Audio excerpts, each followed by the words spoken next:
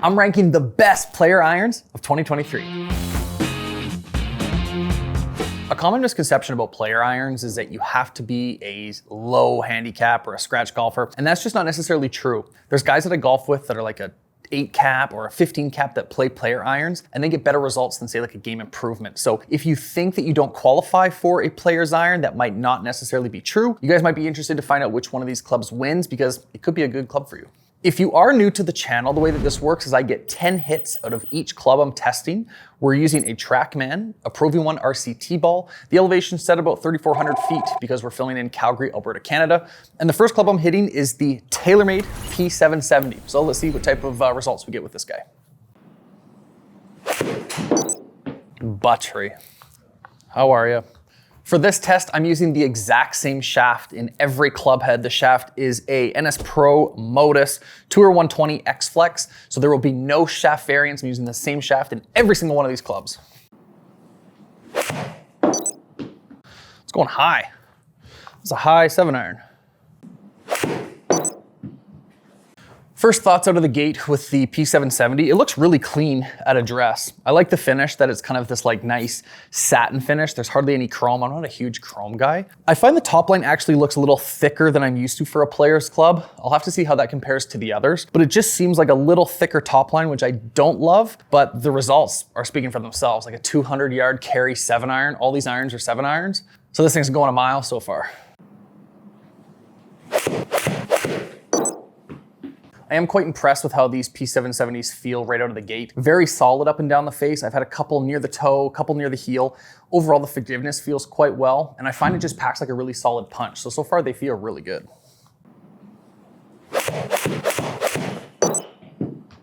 Okay, that's 10 hits. Let's kind of go over the data on the P770.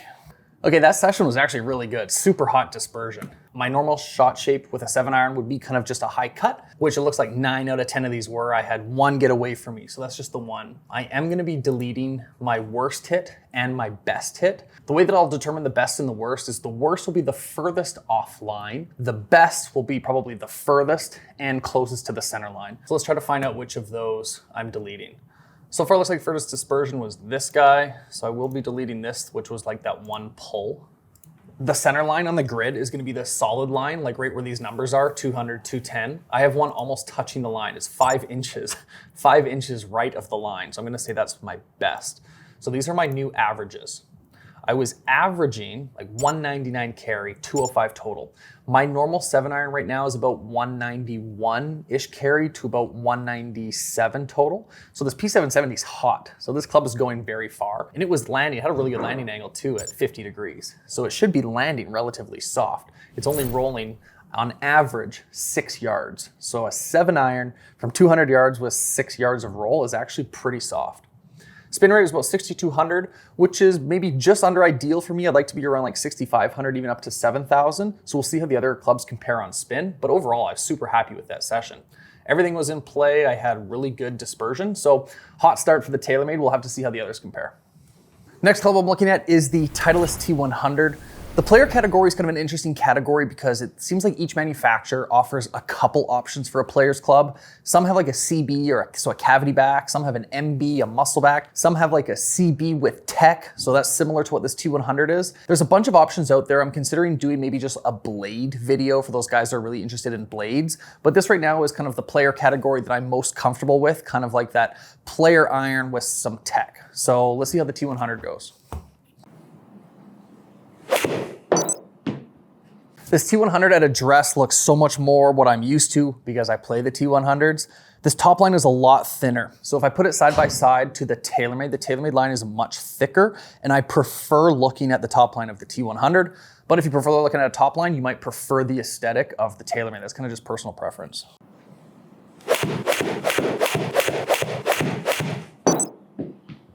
I'm a huge fan of how these sound and feel. It's very compact, very similar to the P770. I find these to be like maybe just a little bit softer. I would say that the Taylormade's felt a little harder and the Titleist just feel just slightly softer.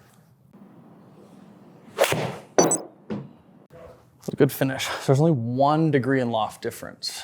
Overall, a pretty good session with the T100. I noticed I had a few more go left on me. So I can look at my tracer, look at my dispersion, and see that I had obviously a little bit more left. So if I'm deleting my worst, This guy was probably the furthest offline to the left. And my best was this guy, another one, just right on the line, 6 inches right of the line. So we'll delete that as my best. A couple things I'm noticing just comparing the Taylormade to the Titleist really quick. It looks like the Taylormade had just slightly tighter dispersion. I know guys that have hit the P790s in the past might get like those jumpers. So sometimes you'll catch one super clean and it goes like 20 yards further than normal. I don't see that big of a dispersion on the 770s. This one was kind of just like a chunky hit, this low one, but everything else was like very consistent. Titleist, very same. I've had very consistent distance. The gapping between my worst at like 192 total versus the highest to like only 10 yards in difference. So for a player iron, I would say that that's really good forgiveness because you don't want to be losing like 15, 20 yards on a miss hit. On to the next one, we're gonna hit Mizuno. This is the Mizuno JPX 923 Tour. Mizuno's been killing it in all my iron reviews the last couple of years, but I haven't tested the 923 Tour, so let's see if this is living up to the hype of all the other Mizunos we've tested. These are spinning a ton and going nowhere. The top line on this Mizuno is very similar to the Titleist I just looked at. Kind of a thinner top line, not as thick as the Taylormade. I like the satin finish. It's actually got a really cool finish. I'm a fan of how it looks. So far what I'm noticing is that it's spinning a ton. It's spinning like 1,000 RPM higher than all the other clubs and it's not going anywhere. Typically I am a high spinning player, but I can't believe that already I'm losing like 20 yards compared to the other clubs. Yeah, I remember loving those pros. The 923 Pro, Hot Metal Pros. This is not a hot iron. Dispersion was really good, I think. That's 10 hits with the Mizuno. Let's take a look at the data. So without looking at any of the data, I'm certain that this was the shortest club I've hit yet. Let's take a look at all my tracers here. Dispersion looked pretty decent, but high spin. So the Titleist was only 66, Taylormade 63, 7,300 spin with the Mizuno. So 1,000 spin higher than the Taylormade. Let's look at dispersion, because dispersion actually felt pretty good. Incredibly consistent distance-wise. So my worst, how far was this offline? 51 feet. Yeah, so this is my worst. Let's delete that. My best. I found the line so far with all 3 clubs. That's pretty cool. 4 inches. So far, this is actually the tightest club that I've hit yet by 2 inches or 1 inch. So here's our new averages. Not going anywhere compared to the other 2, right? So carrying 178, Titleist was 193, and Taylormade was 198. So by far the shortest club, but it was very accurate. I had a very small dispersion window. So this is where you as a golfer would have to kind of weigh the pros and cons. Do I want to hit it further or have maybe tighter dispersion, but hitting it shorter? And some players need more spin. Like if you have very low spin and it's coming low and you're getting like 20 yards of roll, you might want something like this JPX that's going to spin higher and land softer. So overall, I liked the club. I think just because I was hitting the previous 2 like 190 to 200, I was a little let down in the distance that I was getting out of the Mizuno. Up next is the Cobra. This is the Cobra King Tour. What I find interesting about the King Tour is that Cobra's known for kind of some colors in their club heads. If you look at their Aerojet lineup, there's like some blue, some silver, some carbon, where the King Tour is just like straight silver. Like the majority of player irons really have like this clean look. And I find this to be one of the cleanest looking irons in the Cobra lineup. That's just my own personal preference. Top line, we're getting a little bit thicker. We're getting closer to the visual aesthetic of the Taylormade, but I really enjoy looking down at this. This looks like a legit player's club, so let's give it some hits. Hello.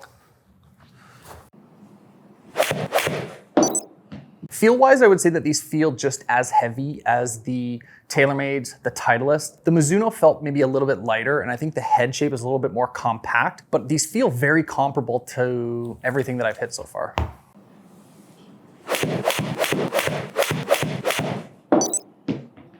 Really good session out of those Cobras. Let's look at some numbers.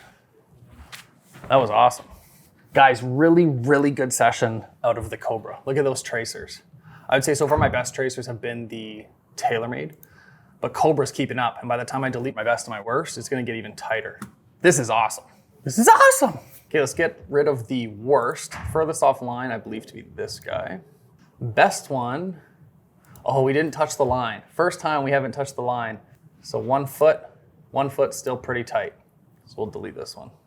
What I do notice though, is this really tight collection of 1, 2, 3, 4, 5, all within a couple yards of each other.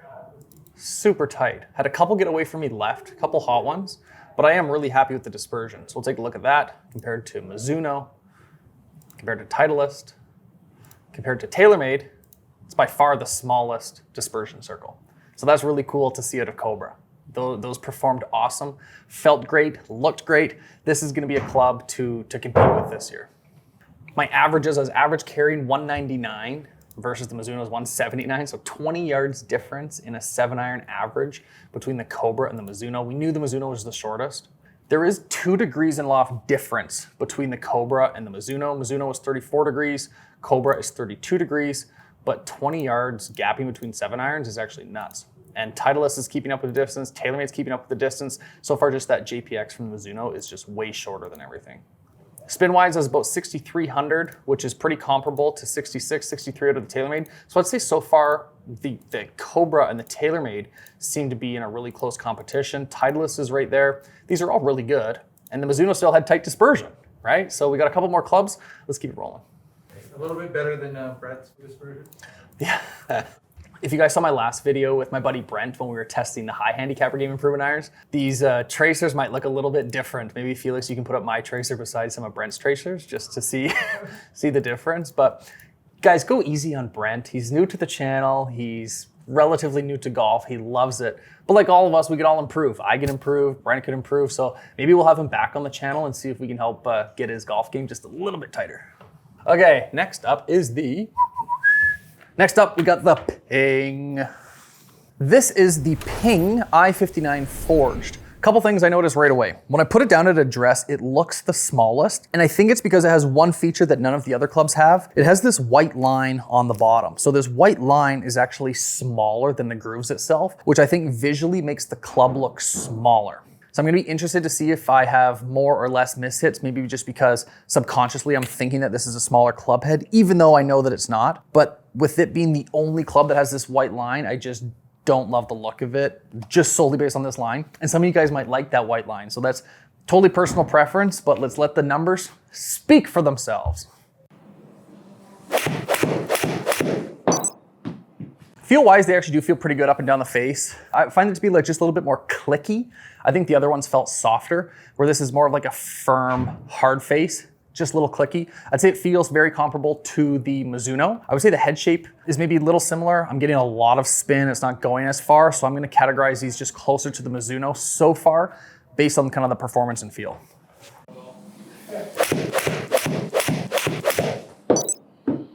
Pretty good dispersion. Let's take a look at all those hits. So I started to like the Pings the more that I hit them. The first couple took some getting used to, but as I got into my session, actually really good, and the dispersion was awesome. Let's look at these. Incredibly consistent, right? I could probably aim just a little bit further left, but where's my, I didn't have as many close to the line. So I had kind of a bleedy cut. So I don't know if maybe it has something to do with the head weight, but I was consistently on the right half of the fairway, which I guess is a good takeaway. But like I can't really even find a worst. Like what's the worst? 40 feet offline, 41. Right. Someone in the comments was saying that I should consider the worst to be the furthest offline, but 40 feet and way shorter. Let's do that. It's only 8 inches in difference, but it was way shorter. So let's delete this one. I read those comments. Some of you might think I don't read the comments. I read every single comment. If you want to talk to me, like hit me up in the comment section. So that was this one, which was my first hit. So that makes sense, is why I didn't like it. And my best, I didn't have any that close to the line. My best was only 8 feet off the center line, where I've had a lot that were touching the line. What I could do with these Pings is I could bend the toe up and get them probably a little closer to the center line. So these are actually competing. Ping, visually I didn't like love the look of it, but like it was performing really well. So we noticed that the spin was up. So 7,000 spin, Mizuno was 7,400, so it wasn't spinning as much as the Mizuno, and it was going a little further. So average carry 186, Mizuno was 179, 191 total, 184 total with the Mizuno. But that compared to the Cobra, still 13 yards difference in carry This is gonna be really tough actually to rank all of these, I think. There's not one club that I've hit that I'm like, that I would count out. Like realistically, so far out of everything I've hit, I would play all of these clubs. I know when I was testing like game improvement irons, there were some that I thought were clear winners and others that I thought were automatically on the bottom of the list. Right now, I can't tell you the worst performing club, which is crazy. So that's why I take other things into consideration like looks, feel, sound, price. There's a lot that goes into how I would choose irons, and I think that's how you guys would do it too. So to get the data plus my own personal preference, that's how I'll rank them, and I still have one more club to go. The last club is the Srixon. Srixon won my game improvement category, so let's see how it competes in the player category. Guys, last up is the Srixon ZX7 Mark II. I know a lot of you are thinking that I probably missed some manufacturers in this video. That's either because I couldn't get them to this fitting facility, so like Wilson I couldn't get, Tours Edge I couldn't get, PXG I couldn't get, and there's a lot of new direct-to-consumer brands, so I'm actually gonna be doing a review video on direct-to-consumer brands only, so that's gonna be a separate video. If you are new here, or if you've seen my videos before and you haven't subscribed, now's a really good time to hit subscribe. Looking at the Srixon from address, it has another thick top line similar to the Taylormade. I've told you guys I'm just not a huge fan of that, but I like the club, how it looks overall. It looks really cool, and Srixon has that kind of funky sole that there's two edges, so it makes it just a little bit more forgiving with the turf interaction. Looks really good, looks compact. Let's see how we hit it. Buttery. Low spin.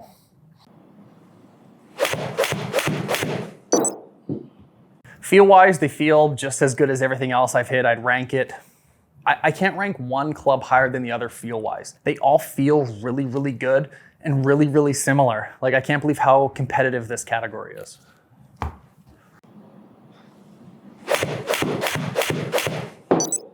Guys, that wraps up the hit. Let's do all the data comparison and let's find a winner. Guys, awesome session with the Srixon ZX7 Mark II. Reminds me a lot of my Taylormade session. I had one outlier to the left, as you can see with my shot tracer. Oh my God, bro. Look how fucking tight that is. Okay, this guy I gotta delete. Fucking Srixon is killing it, dude. My best. How close was I to the line? 4 feet, 3 feet, 8 feet. This guy right here. That's my best. Really good dispersion, like really good. 4 just on either side of the center line. Incredibly consistent distance. So let's compare this. I'm just thinking off the top of my head, this reminded me a lot of the Taylormade. So Taylormade had that one outlier that's making this circle a lot bigger. If I got one over the 200 mark, it'd be even tighter, but really, really close. Carry 197, 198 with the Taylormade, 205, 205. So like very, very, very comparable to the Taylormades. Landing angle coming in at 48 degrees. Again, 1 degree difference between that and Taylormade. Ping was coming in softer. Cobra was there at 49. Mizuno was 50. I have a landing angle variance of only like 2 degrees from the Srixon coming in the shallowest to like the Mizuno coming in at 50. So it's actually not that big of a difference. So here's what I did. I put up all the dispersion of the clubs that I just hit. So really the smaller the circle or oval, the tighter it's been, right? So Cobra, super tight. Srixon, super tight. Even the Mizuno was pretty tight. And we're getting bigger into the Taylormade's like dying just because of this one. And I deleted my best and my worst, right? So if this one ball was closer up here, I think it would be like almost a clear winner. I'm gonna have to do some self-reflection to find out how I'm gonna rank these from 6 to 1. So give me a little bit and let me find a winner for you guys.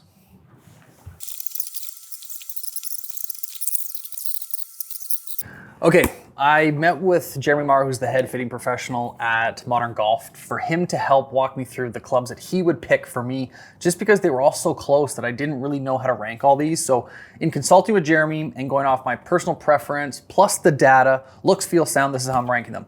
Coming in the 6th spot is the Mizuno JPX 923s.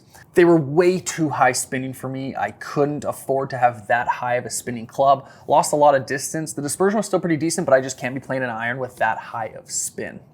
Next up is the most expensive club you can buy out of these 6, and that's the Ping I59. Pings were the only club that I would have to adjust the heads. I'd have to bend them upright to get them closer to the center line. I didn't have to do that with any of the other clubs. So I'm putting ping in the 5th spot only because it just didn't perform as close to the line as the other ones above it.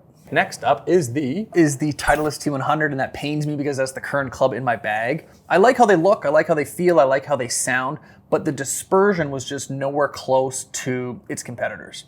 These next 3, I would confidently play all 3 of them. This was the hardest ranking that I had to come up with. In the 3 spot is going to be the Cobras. The Cobras were actually the most affordable, coming in only like $228 per club. That's Canadian. They felt really good, they looked really good, they sounded really good, but the dispersion, I had just a couple go left on me, where the next 2 were even more consistent. Coming in the 2 spot is the Srixon ZX7 MKII. I had an incredibly consistent ball flight, very consistent dispersion. They look good, they felt good, and they are priced pretty decent, $235 Canadian a club. Really like the Srixons, again, really high performing out of them. That means in the 1 spot is the Taylormade P770. This was my first session. They felt great, looked great, sounded great, and my dispersion was incredibly consistent. I had a nice high cut with every single one of my swings. That makes them a predictable club. Felt good, looked good, sounded good, feel good. There was a lot going for the Taylormade. Keep in mind, all 6 of these clubs that I tested were awesome. I could easily dial all 6 of these clubs down into a club that I would play myself, but based on everything, kind of just stock option, this is what felt the best for me. Thanks so much for watching this video. I hope you guys learned something, and we'll check in with you guys next time.